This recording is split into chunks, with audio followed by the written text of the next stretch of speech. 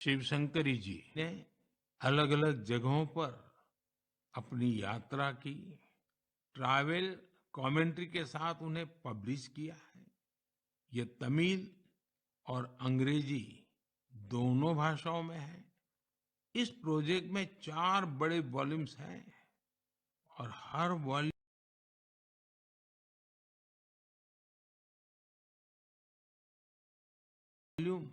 भारत के अलग-अलग हिस्से को समर्पित है।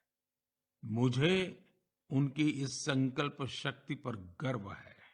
साथियों, कन्याकुमारी के थिरु ए.के. पेरुमल जी का काम भी बहुत प्रेरित करने वाला है। उन्होंने तमिलनाडु के ये जो स्टोरी टेलिंग ट्रेडिशन है, उसको संरक्षित करने का सराहनीय काम किया है। वे अपने इस मिशन में पिछले 40 सालों से जुटे हैं। इसके लिए वे तमिलनाडु के अलग-अलग हिस्सों में ट्रैवल करते हैं और फोक आर्ट फोरम्स को खोजकर उसे अपनी बुक का हिस्सा बनाते हैं। आपको जानकर आश्चर्य होगा कि उन्होंने अब तक ऐसी करीब 100 किताबें लिख डाली हैं।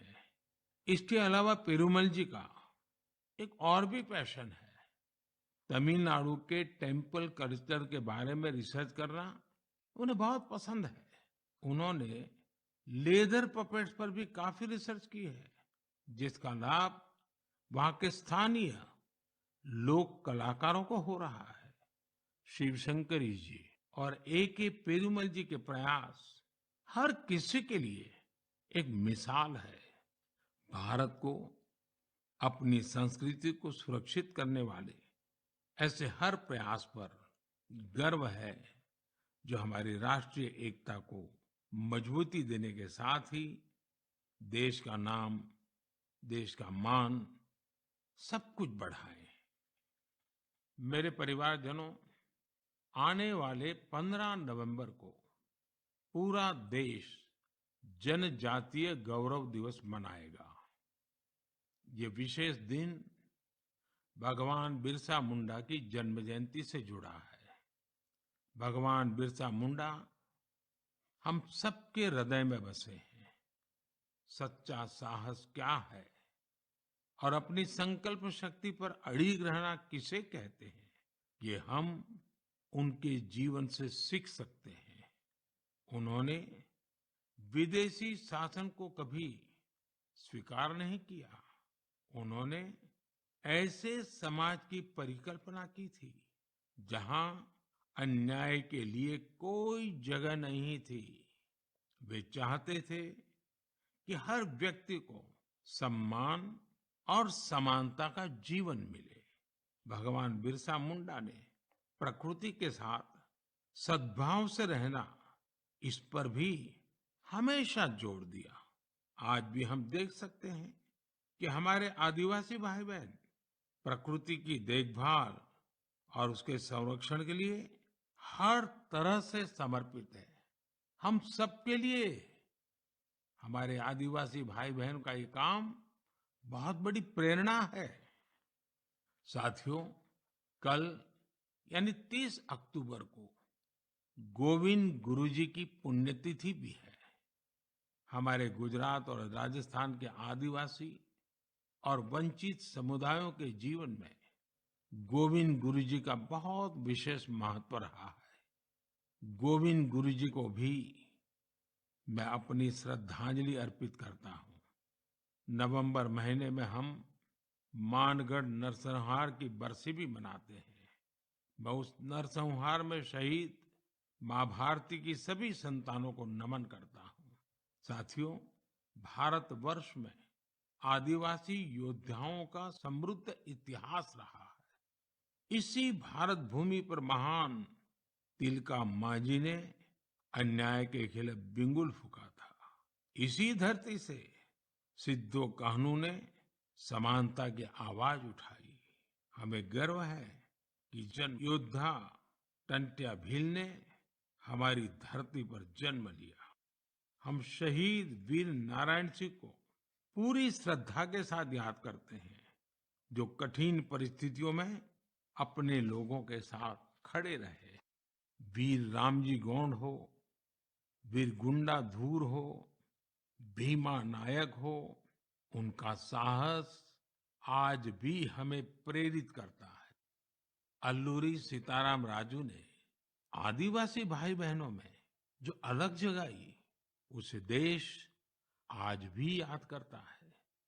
नॉर्थ ईस्ट में कियांग नोबांग और रानी गाइदिन्ल्यू जैसे स्वतंत्रता सेनानियों से भी हमें काफी प्रेरणा मिलती है।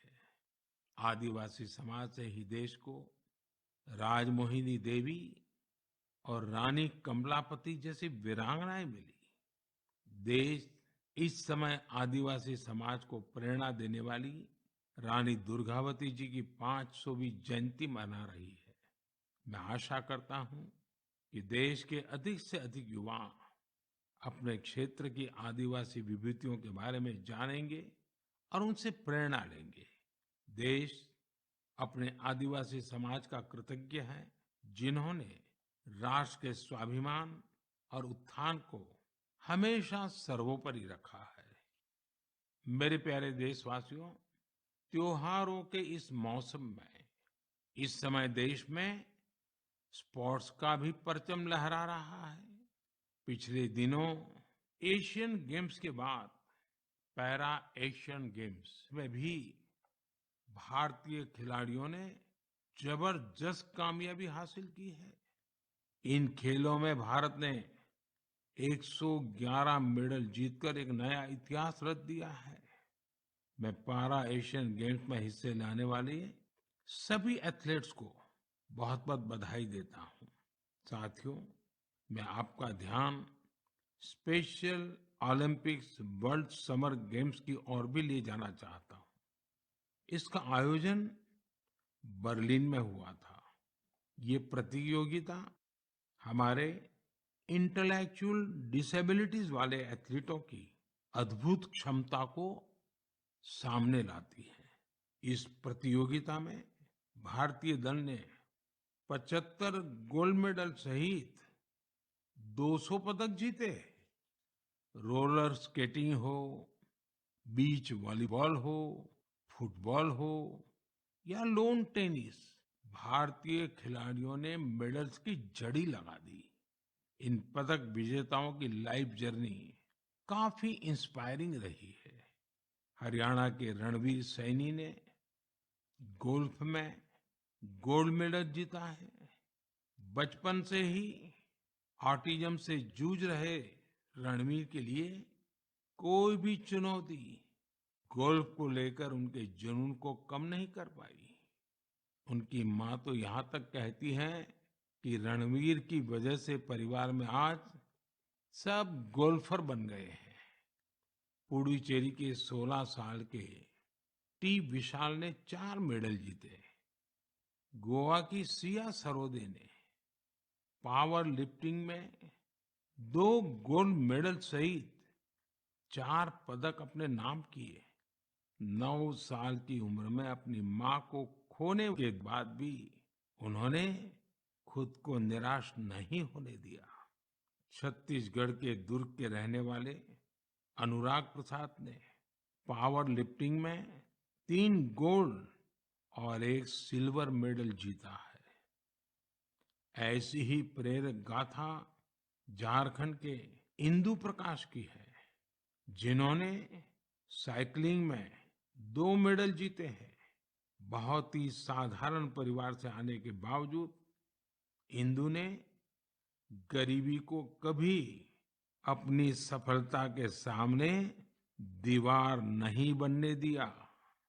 मुझे विश्वास है कि इन खेलों में भारतीय खिलाड़ियों की सफलता इंटेलेक्चुअल डिसेबिलिटीज का मुकाबला कर रहे अन्य बच्चों और परिवारों को भी प्रेरित करेगी।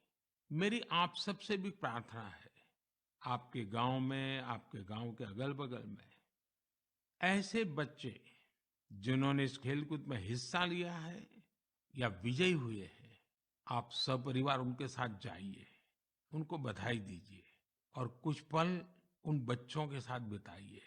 आपको एक नया ही अनुभव होगा। परमात्मा ने उनके अंदर ऐसी एक शक्ति भरी है, आपको भी उसके दर्शन का मौका मिलेगा। जरूर जाइएगा। मेरे परिवारजनों, आप सभी ने गुजरात के तीर्थ क्षेत्र अंबाजी मंदिर के बारे में तो अवश्य ही सुना होगा। यह एक महत्वपूर्ण शक्तिपीठ है, जहां देश विदेश से बड़ी संख्या में श्रद्धालु मां अंबे के दर्शन के लिए पहुंचते हैं। यहाँ गब्बर पर्वत के रास्ते में आपको विभिन्न प्रकार की योग मुद्राओं और आसनों की प्रतिमाएं दिखाई देगी। क्या आप जानते हैं कि इन प्रतिमाओं की खास क्या बात है? दरअसल ये स्क्रैप से बने स्कल्पचर हैं, यानी एक प्रकार से कबाड़ से बने हुए। और जो बेहद अद्भुत है, यानी ये प्रतिमाएं इस्तेमाल हो चुकी कबाड़ में फेंक दी गई पुरानी चीजों से बनाई गई हैं। अंबाजी शक्तिपीठ पर देवी मां के दर्शन के साथ साथ ये प्रतिमाएं भी श्रद्धालुओं के लिए आकर्षण का केंद्र बन गई है। इस प्रयास की सफलता को देखकर मेरे मन में एक सुझाव भी आ रहा है। हमारे देश में बहुत सारे ऐसे लोग हैं जो वेस्ट से इस तरह की कलाकृतियां बना सकते हैं। तो मेरा गुजरात सरकार से आग्रह है, वो एक प्रतियोगिता शुरू करे और ऐसे लोगों को आमंत्रित करे। ये प्रयास गब्बर पर्वत का आकर्षण बढ़ाने के साथ ही पूरे देश में वेस्ट टू वेल्थ अभियान के लिए लोगों को प्रेरित करेगा। साथियों, जब भी स्वच्छ भारत और वेस्ट टू वेल्थ की बात आती है, तो हमें देश के कोने कोने से अनगिनत उदाहरण देखने को मिलते हैं। असम के कामरूप मेट्रोपॉलिटन डिस्ट्रिक्ट में अक्षर फोरम इस नाम का एक स्कूल बच्चों में सस्टेनेबल डेवलपमेंट की भावना भरने का, संस्कार का एक निरंतर काम कर रहा है। यहाँ पढ़ने वाले विद्यार्थी हर हफ्ते प्लास्टिक वेस्ट जमा करते हैं, जिसका उपयोग इको फ्रेंडली ईंटें और चाबी की चेन जैसे सामान बनाने में होता है। यहाँ स्टूडेंट्स को रिसाइकलिंग और प्लास्टिक वेस्ट से प्रोडक्ट बनाना भी सिखाया जाता है। कम आयु में ही पर्यावरण के प्रति ये जागरूकता इन बच्चों को देश का एक कर्तव्यनिष्ठ नागरिक बनाने में बहुत मदद करेगी।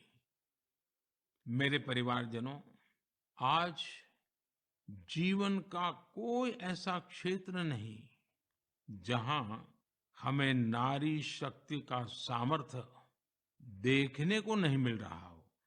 इस दौर में जब हर तरफ उनकी उपलब्धियों को सराहा जा रहा है, तो हमें भक्ति की शक्ति को दिखाने वाली एक ऐसी महिला संत को भी याद रखना है, जिसका नाम इतिहास के सुनहरे पन्नों में दर्ज है।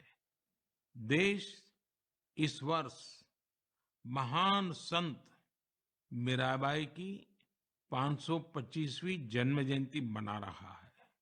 वो देश भर के लोगों के लिए कई वजहों से एक प्रेरणा शक्ति रही है। अगर किसी की संगीत में रुचि हो, तो वो संगीत के प्रति समर्पण का बड़ा उदाहरण ही है। अगर कोई कविताओं का प्रेमी हो, तो भक्ति रस में डूबे मीराबाई के भजन उसे अलग ही आनंद देते हैं। अगर कोई दैवीय शक्ति में विश्वास रखता हो, तो मीराबाई का श्री कृष्ण में लीन हो जाना उसके लिए एक बड़ी प्रेरणा बन सकता है। मीराबाई संत रविदास को अपना गुरु मानती थी। वो कहती भी थी, गुरु मिलिया रैदास दीनी ज्ञान की गुटकी। देश की माताओं, बहनों और बेटियों के लिए मीराबाई आज भी प्रेरणा पुंज है। उस कालखंड में भी उन्होंने अपने भीतर की आवाज को ही सुना और रूढ़िवादी धारणाओं के खिलाफ खड़ी हुई। एक संत के रूप में भी वे हम सबको प्रेरित करती है। वे भारतीय समाज और संस्कृति को तब सशक्त करने के लिए आगे आई जब देश कई प्रकार के हमले झेल रहा था। सरलता और सादगी में कितनी शक्ति होती है, ये हमें मीराबाई के जीवन काल से पता चलता है।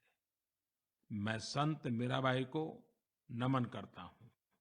मेरे प्यारे परिवारजनों, इस बार मन की बात में इतना ही। आप सबके साथ होने वाला हर संवाद मुझे नई ऊर्जा से भर देता है। आपके संदेशों में उम्मीद और पॉजिटिविटी से जुड़ी सैकड़ों गाथाएं मुझ तक पहुंचती रहती है।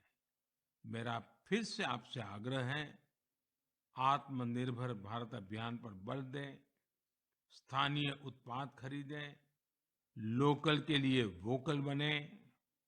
जैसे आप अपने घरों को स्वच्छ रखते हैं, वैसे ही अपने मोहल्ले और शहर को स्वच्छ रखें। और आपको पता है, 31 अक्टूबर सरदार साहब की जयंती देश एकता के दिवस के रूप में मनाती है। देश के अनेक स्थानों पर रन फॉर यूनिटी के कार्यक्रम होते हैं। आप भी 31 अक्टूबर को रन फॉर यूनिटी के कार्यक्रम को आयोजित करें। बहुत बड़ी मात्रा में आप भी जुड़े, एकता के संकल्प को मजबूत करें। एक बार फिर मैं आने वाले त्योहारों के लिए अनेक अनेक शुभकामनाएं देता हूं। आप सभी परिवार समेत खुशियां मनाएं, स्वस्थ रहें, आनंद में रहें, यही मेरी कामना है।